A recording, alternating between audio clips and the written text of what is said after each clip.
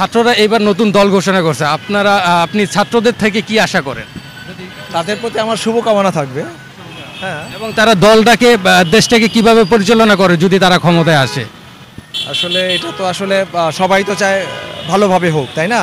কিন্তু এটা তারা কিভাবে করে এটা তারাই ভালো বলতে পারবে।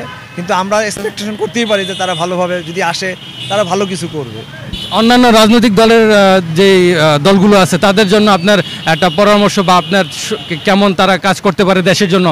বিগত আমলে আমরা দেখে আসছি যে সরকার চালাইছে কিভাবে, এই এখন যারা নতুন করে আসবে তারা কিভাবে দেশ চালাইলে আপনার দিক থেকে ভালো মনে হয়?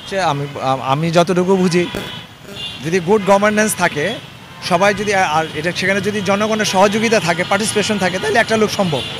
আপনি আমার মূল কথা হলো যে আপনি কী চান। হ্যাঁ, সেটা যদি আপনি আপনার জায়গায় কমিটমেন্ট যদি ঠিক রাখতে পারেন, তাহলে মোটামুটি ইনশাল্লাহ সমস্যা হবে না। যখন আমরা ক্যান্টনমেন্টের ভিতরে ঢুকি তখন কিন্তু আমরা সবাই নিয়মের মধ্যেই চলি। যখন আমরা ক্যান্টনমেন্ট থেকে বেরিয়ে যাই তখন কিন্তু আমরা নিয়মের মধ্যে থাকি না।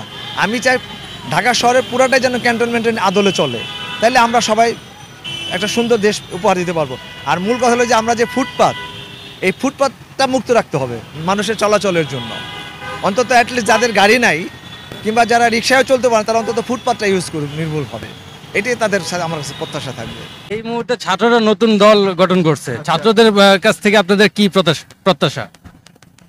ছাত্রদের থেকে ধরেন আমাদের যদি ভালোভাবে চালায়, কিংবা আমরা সুযোগ সুবিধা পাই, তাহলে তো ঠিক আছে। আমরা আগে যেরকম এই যে আমরা অনেক কিন্তু 16-17 বছর ধরে অনেক কষ্ট করছি, জিনিসের দ্রব্যমূল্যের দাম, সব কিছু দাম আর কি,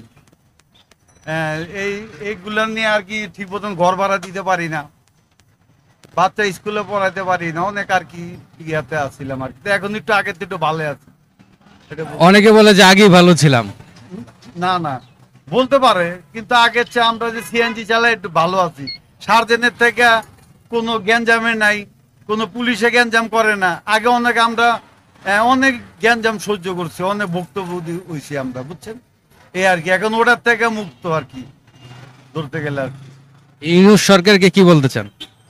ইউনূস সরকার তো এখন মনে বুঝেন আছে, উনি তো ভালোই চালাইতেছে।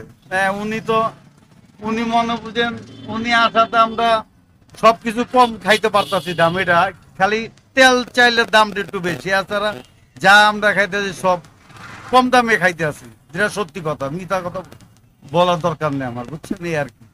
মানে আগের চাইতে আপনি এখন ভালো আছেন? ভালো আছি, সত্যি কথা। মুসলমান হিসাবে আমি মিথ্যা কথা বলবো না। বাংলাদেশে কেমন সরকার আপনি আশা করেন?